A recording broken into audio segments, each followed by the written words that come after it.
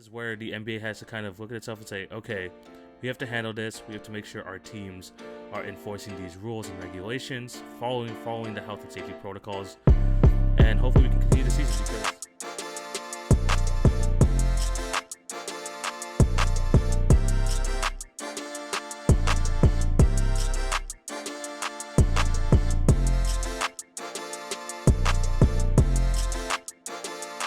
welcome to the Monday, January 11th edition of the TV on Basketball podcast with your host, TV.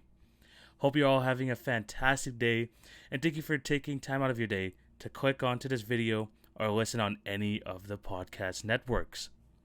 Before we start, I have to plug my other platforms.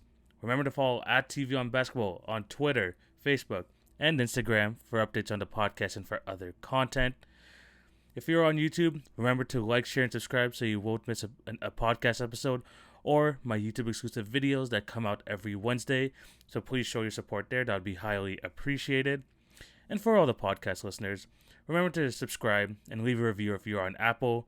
Like I said, if you're from the US or somewhere outside of Canada, just send me a DM if you left a review and I will definitely shout you out.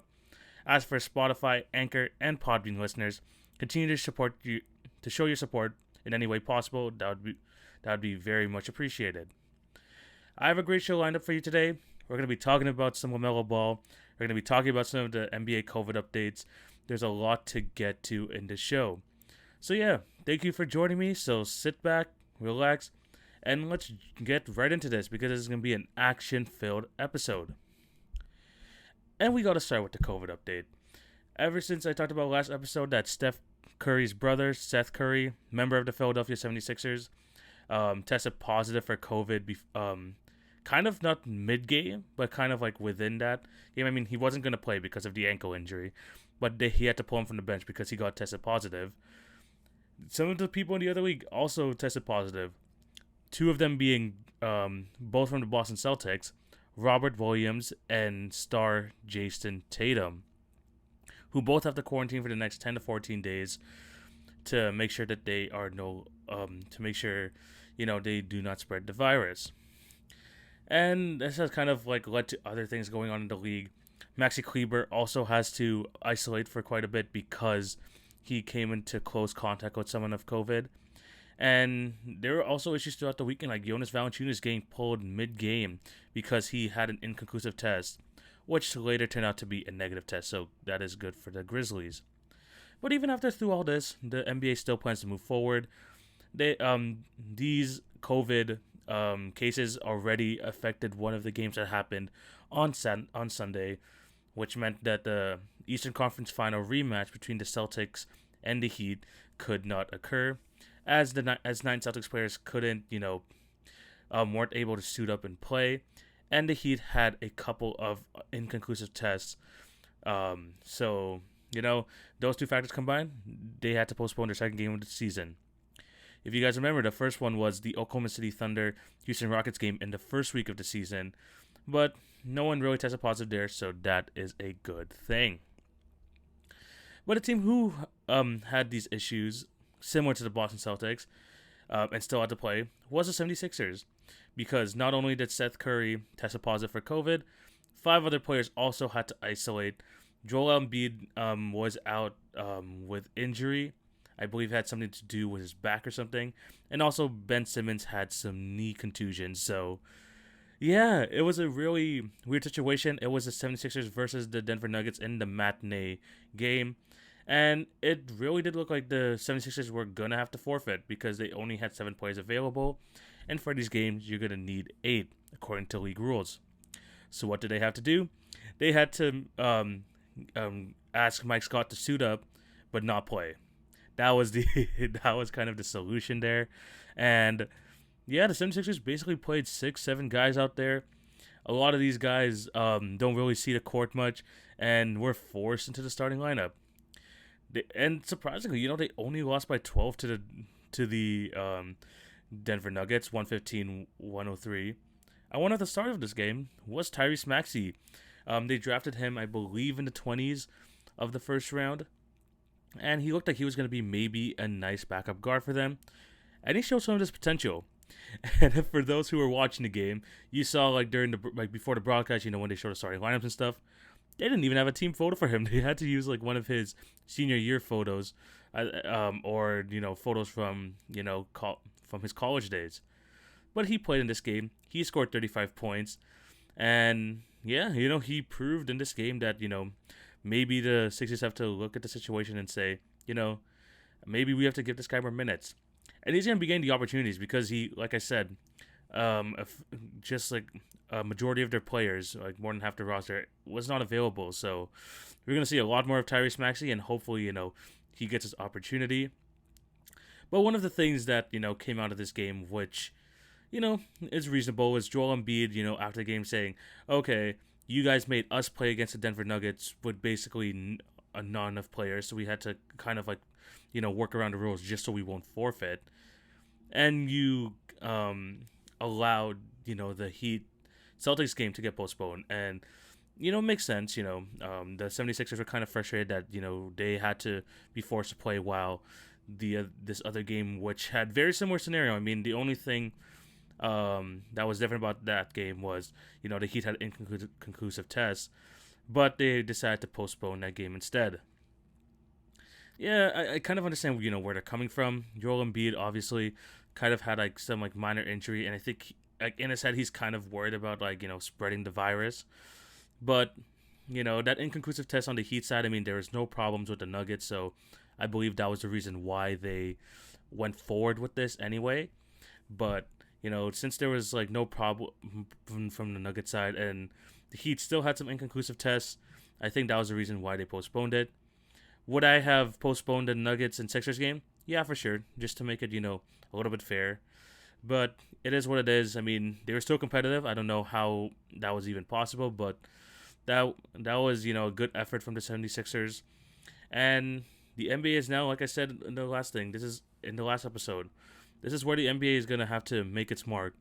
We've been praising them all year, all of last year basically, or for at least the last 6 months, about how they've handled this situation, in the bubble and so far with all these health and safety precautions. And now they're starting to feel the effects. This is where the NBA has to kind of look at itself and say, okay, we have to handle this. We have to make sure our teams are enforcing these rules and regulations, following the health and safety protocols. And hopefully we can continue the season because, like I said, off the top, they still plan to move forward. And they're going to need to, put their foot down. They're going to have to, check in on these teams, make sure they're following the right guidelines, just so outbreaks won't happen and we can continue on. So as an NBA fan, and I think a lot of NBA fans can relate to this, we just hope, these guys, follow the health and safety regulations so we can continue and complete the season. No questions asked. So, yeah, hopefully they, figure this problem out. Hoping that Jason Tatum, Robert Williams are good after testing positive. I think they were asymptomatic, so that is a good thing. And then Kleber, also, hopefully he doesn't have it, and just hope that a lot of other players just do not get it as well. Let's move to this. We're going to go away from the COVID talk and going into some of the headlines in the NBA over this weekend. And one of the things I've noticed over this weekend is the Charlotte Hornets. And I'm going to start with the obvious. One of the reasons I decided to talk about this was because of LaMelo Ball. And I'm going to say this right now. He needs to start. He definitely needs to start at this moment. Over the weekend, I believe it was Saturday, LaMelo Ball became the youngest player in NBA history to record a triple-double. And it wasn't like, one of those, 11 point, 12 rebound, 10 assist type of triple-doubles. This was a 20, 10, and 10. He played absolutely fantastic in that win over the Atlanta Hawks. And like I said, this wasn't like a, one of those like low triple-doubles. This was a really good game from the guy. And he beat out Markelle Fultz, who, if you guys remember, in his rookie season, final game of the regular season, he was the point guard, and he was able to get a triple-double to end off the year. So, yeah, good job for LaMelo Ball. And, that is a pretty big milestone, in my opinion. Being the youngest player in NBA history to record a triple-double, that is pretty big. And he hasn't been playing well for just this game. I don't even want to say that because he has been fantastic so far this season, coming off the bench in his limited opportunities. You could talk about how he's coming off the bench and stuff, and I talked about it in my last episode. He is like a really good rookie, but he just needs to be given the opportunity. And now I think it's a time. I think it's a time now. He is kind of being wasted on the bench. He could literally be their lead guard. Terry Rozier has been doing really good this season. He's actually outperformed Devontae Graham, which I wasn't expecting this year, but I will get into Devontae Graham later. But Terry Rozier, on the season, averaging 20 points a game, 3 rebounds, 3 assists. He is honestly the perfect shooting guard for them at this moment. Put in LaMelo Ball, who has just a good sense of the floor, a good sense of just how to play on a basketball court as a point guard. It's just been growing right before our eyes. And if you remember, very early into the season, we weren't seeing that whatsoever. In his first game, he, I think, only attempted 5 shots, 0 points. It looked like he was just timid, he was shy, and he just didn't want to get involved in the offense. But as the game started, you start going forward, he's getting used to the system. He has been balling out, no pun intended, over these last few weeks, and just the growth right before our eyes, just from the first few games of the season to where he is now. It's time to give him the keys. It's definitely time to give him the keys to the car. Right now, he's averaging 12.4 points a game, 6 rebounds, 6 assists. You move him to the starting lineup, I could definitely see those going up to maybe, 17, 7, and 7, maybe even higher. And I think it's just time to put him there. His teammates love playing with him, and he just has a good sense. I mean, like I said earlier, he didn't even want to take a shot early in the season. Now he's faking passes, going to the rim and stuff like that. It's been absolutely fantastic to see from him, and I just want to see him out on that basketball floor. And another one of those reasons why I just think that, right now is a good time is Devontae Graham has been struggling. I was a big fan of him last year, 18 points a game last year, being their lead guard. Even for a short period of time, he was in those, discussions to be in the All-Star game very early in the season, but he was still in those discussions. And so far this season, he has been horrible. Absolutely horrible. 11 points a game, 6 assists on 27% from the field. Let me repeat to you that. 27% from the field, 30% from 3. Devontae Graham has just not been good.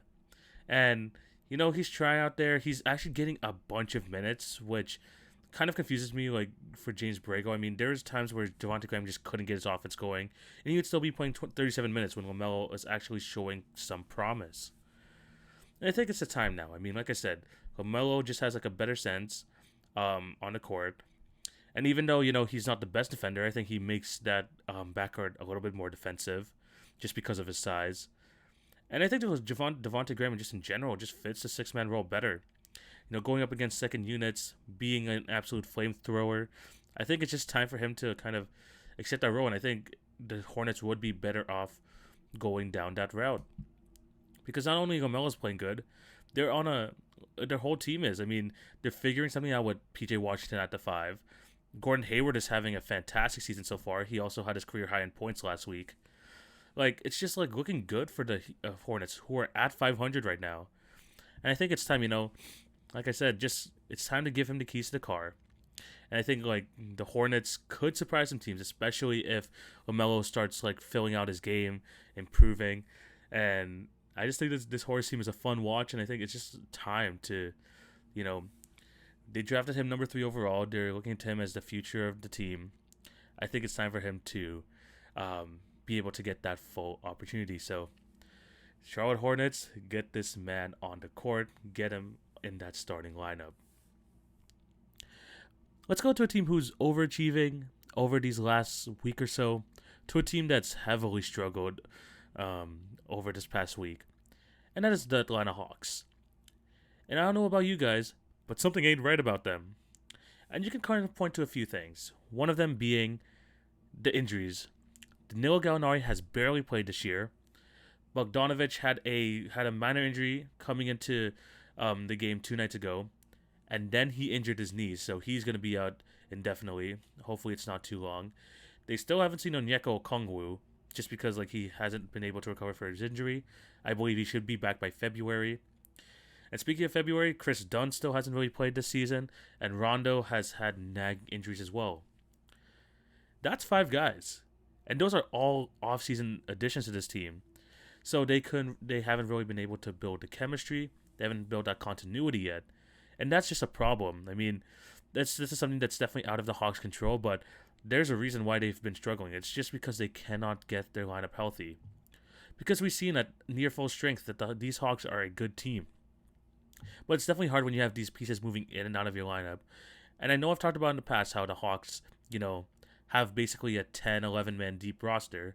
But when with all these, rotation changes and stuff like that, all these, people coming in and out, it's just going to be hard to build that continuity. And that is definitely one of the reasons why they've struggled and they've lost, 4 straight or 5 out of their last 6. That's just been quite a problem for them as of late. But I want to point to something else, and I think this is kind of like a bit more of a talking point. Trae Young has not looked good this past week. Barring his 42-point performance versus the Knicks, he hasn't looked good. And he hasn't, been that Trae Young that we've seen early in the season, having that confidence, looking like a top 5 point guard. We haven't seen that. And one of the games I want to look at was, we talked about how LaMelo Ball got a triple-double in that win against the Hawks on Saturday night. Trae Young completely, pooped the bed. LaMelo Ball outclassed him in that game. LaMelo had a triple-double. Trae Young had 7 points on 9 shots. That's just unacceptable. And I know he's had these nagging wrist injuries, and he's trying to play through it. But as a star point guard on a team with playoff aspirations, this is just unacceptable. Unacceptable. You're supposed to be someone who, the team feeds off his energy. The team feeds off how well he plays. And when he's playing well, it takes pressure off the other guys. And she's just not being that guy right now. And, and there have been, some a little bits of drama, in the Hawks over the past week as well. Because reports have come out that John Collins called him out on it during a film session. I don't want those things. If I was the Hawks, I wouldn't want those things coming out of a film session. But it's out there. And, we know that John Collins called him out on it because they haven't been playing well. And they know that they have to be playing better. But it all starts at the top with this team because Trae Young gets all the attention, is the one that gets all of the, helps alleviate the pressure from everyone else. And he needs to regain that confidence he had early in the season because without that, they're not going to go anywhere, these Atlanta Hawks. And they're starting to fall back down to earth after starting off 4-2. And they're going to have to find a way to, find that groove once again. So, in terms of the Atlanta Hawks, hopefully they can get things going. But the 2 things here. 1, they have to focus on trying to get Trae Young, his confidence back, try to get him into his flow. And secondly, just try and get healthy. Because this team is a dangerous team when healthy. But the question is, like I said in the past, availability is the best ability you can have. Because you cannot showcase any of your skills if you're in a suit, if you're in your tracksuit on the sideline. So, if they can get their guys back, if Trae Young can get his confidence back, they can get back. They can get back to how they were playing earlier in the season. But that's still big ifs because those are a lot of injuries, and Trae Young hasn't been playing that well. So I think the Trae Young thing is probably the most possible, just trying to get him back into his flow. But more than anything, just hope that the other guys do just come back soon and healthy. We're going to be talking about more of these struggling teams as we move on to the Washington Wizards. At the time of recording, they stand at 2-8, and over the past week, Bradley Beal has had 2 phenomenal games that have ended in L's. I talked about it last game on Friday. Bradley Beal had a 60-point game against the 76ers, and they lost. And then over the weekend, he had another 40-plus point game. He scored 41, and they lost. Their most competitive game so far over the past week was a game where Bradley Beal and Russell Westbrook didn't play against the Heat. They only lost by 4. They lost 128 to 124, and you know they've shown like their promise of the other guys because without them there, they're gonna need to focus more on the team aspect because they know if Westbrook and Beal are there, they're gonna be getting the majority of the shots. And that last game against the Heat, they played more team basketball. Not saying those two aren't needed, but I think what that game showed us against the Heat yesterday is that Scott Brooks, their head coach, is just not using the rest of his pieces right. And one of those pieces I want to focus on is Denny Avdia. I claimed him to be my guy from this draft. I loved his playstyle. I thought he's a great ball handler, good rebounder, and he's not like one of those guys who come from overseas, and they say, oh, he has defensive issues. He's a pretty good defender if he's motivated enough. But the thing is, he hasn't really been involved in the offense with Beal and Westbrook on the court. He has kind of been reduced to a spot-up shooter. And this is Denny Avdia, the guy who can basically do it all on the offensive end. He's a pretty good defender, defensive end. And they're just Scott Brooks is reducing him to a spot-up shooter. In that game against the Heat, he had his career-high 20 points in the game, 5 rebounds, 5 assists. He's shown what he could do when given the opportunity. And I'm not saying, them not involving others is the reason why they're losing, because a lot of that has to be to do with the defense. They're like bottom 3 in the league. But the offensive load and the offensive game plan could be a lot different. Of course, Beal's going to get his shots. He's probably going to get 30 a game. But Brooks needs to learn how to use, his other players on his roster. Denny Avdia is a good player. They saw some things from Rui Hachimura in the past. He's not even using Troy Brown. And there's just like other players on this roster who can help, lessen the load for Bradley Beal. If Scott Brooks just knew how to use them. And instead of, just, reducing them to, watchers on the play, just use them to their strengths. Because I really do believe the Washington Wizards have the pieces to be an okay team in the East if they use their pieces correctly. I know Russell Westbrook hasn't really been in the lineup. He's had these nagging injuries.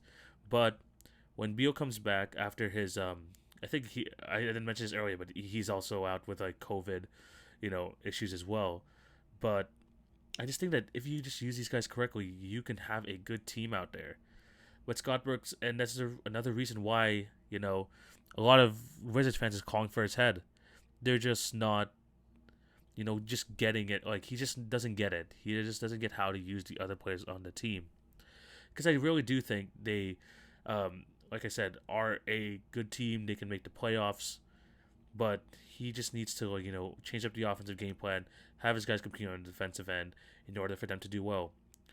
And the defense, it's less likely for them to have the defense out there, but as long as he can, maybe get his other guys going on the offensive end, I think that's where they can make their bread and butter. So, yeah, Scott Brooks, you have these good players. You have these talented players. I mean, you drafted Denny Avdia 9th. There's a reason why their organization are fans of him. Use his strengths, please. Let's move on to this. We've gone from 2 struggling teams to a team who's, again, overachieving. I've talked about, the Knicks in the past and stuff like that. But this team, man, they were supposed to be tanking this year, but right now they sit, I believe, just over 500 or at 500. And I'm talking about the Oklahoma City Thunder. In a year where fans and management alike believed they were going to tank, they're exceeding expectations once again. I mean, yes, they rank last in offense. They have the lowest offensive rating in the league. But they have a top 10 defense again. They're just playing great. They are. Shai Gilgeous-Alexander is almost averaging 20 points a game, 5 and 5. Lou Dort is averaging 40 points a game and looking at a steal of a contract. Hamidou Diallo over these last 2 games has been an awesome 6-man, leading these guys, helping Shai lead them to victory. And we haven't even talked about Darius Bazley, who's had his moments this year, but is still trying to figure things out.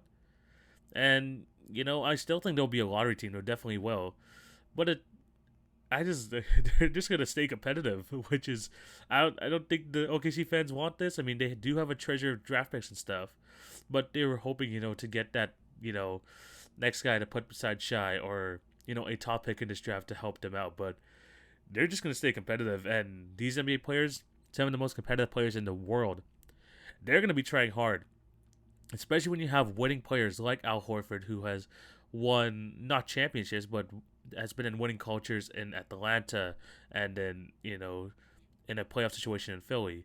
Same thing with George Hill. Throughout his entire career, he's only known, to fight for the playoffs. And they're still doing that, but mixed in with, some of their talented young guys, they're actually resulting into wins. And like I said, they have a treasure chest of draft picks. They're probably going to make some trades. And I think, honestly, obviously you would want a top pick. Obviously, if you had Oklahoma City Thunder. But the fact that you're getting this competitive spirit from their young guys leads me to think that they're going to be just a really good team in the future. Or just add to that young core, mix in with their talent, their fight, their defensive prowess. I think this team is going to be fantastic. And you can just tell this year, even without Chris Paul, they're still doing fantastic. And I think having that, good, this good play mixed in with the treasure pick, chest of picks, I think the OKC Thunder have something there. And I think with Shea leading the charge and just having these good contracts, besides the Al Horford one, out there, I think this team could be really good down the line. And this is a team to definitely watch out for because, like I said, I thought they were going to be dead last in the West and stuff like that, but they're definitely exceeding expectations once again. So, good on them for playing extremely hard right now. And, maybe time to get some wins. Maybe this is just a chance for them to, build the trade value of Al Horford and George Hill to trade him at the deadline. But I think this is definitely something they can build off of, not just for this season, but going forward. Before we move on to the final segments of this episode, I'm going to hit you with some injury updates.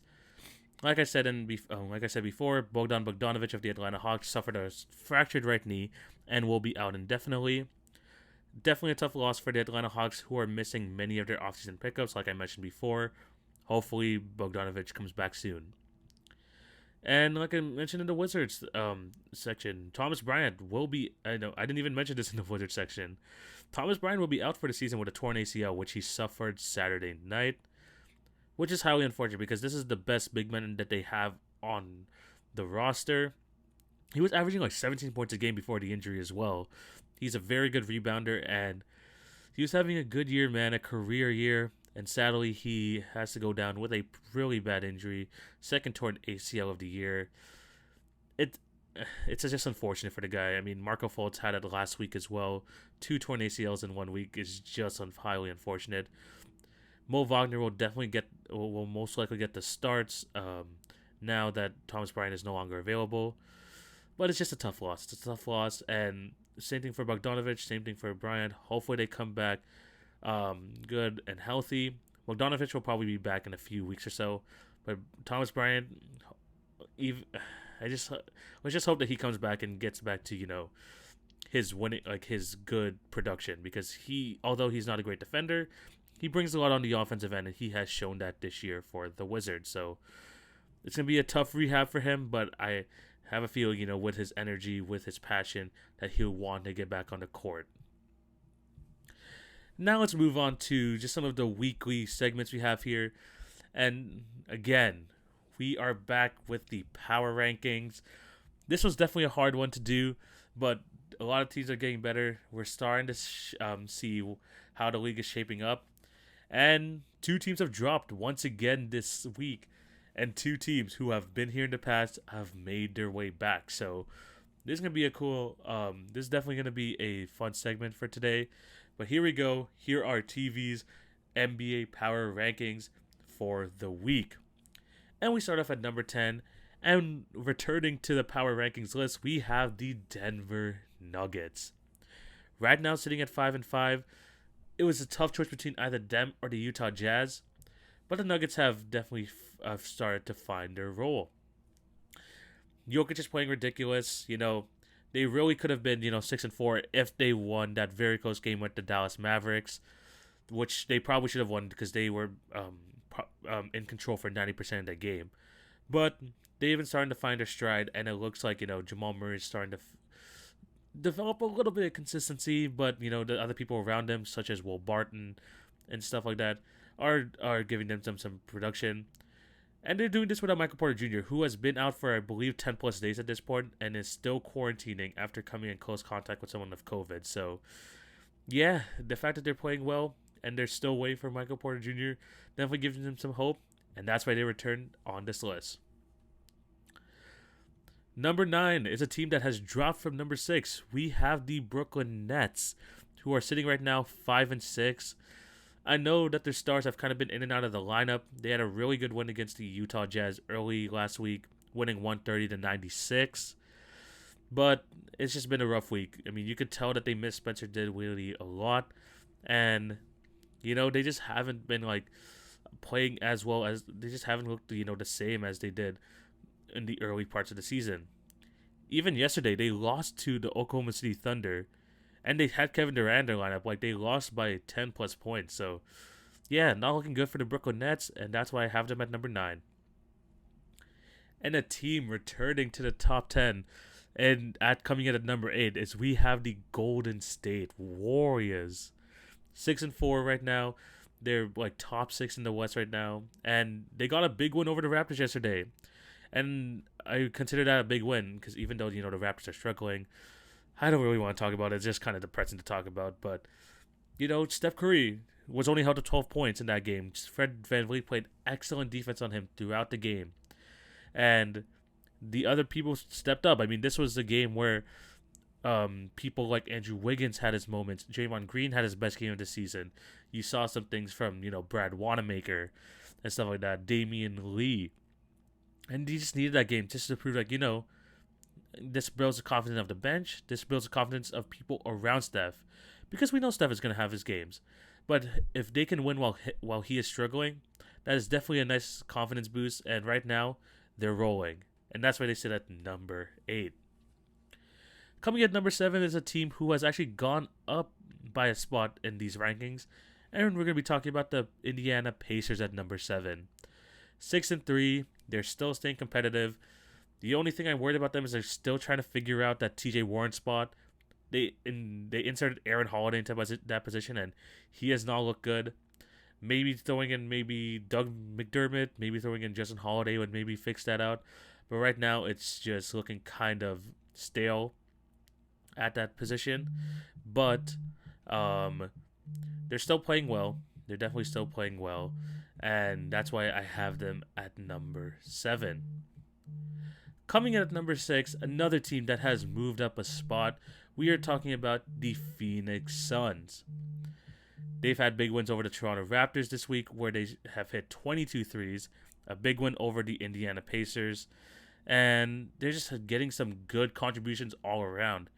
And that's kind of been the theme of the Suns this year because Devin Booker hasn't played for his full potential. DeAndre Ayton hasn't. And Chris Paul is not he's playing fantastic, but he's not having, his all-star type stats. I mean, just this week alone, you've seen great games from Cam Johnson, a career-high performance from Mikal Bridges. The whole team is starting to fill itself out, and the fact that Devin Booker doesn't have to go for 30 every night for them to be competitive is just a really good sign for this team. And with the way things are going, they're definitely going to continue to move up this list. So at number 6, I have the Phoenix Suns. Coming in at number 5, we have the LA Clippers. They are 6-4 at the moment, and they had to drop a couple of spots because they've had some rough losses, including a 22-point lead that was absolutely just vanished in that Golden State game, and they just got destroyed by Steph Curry.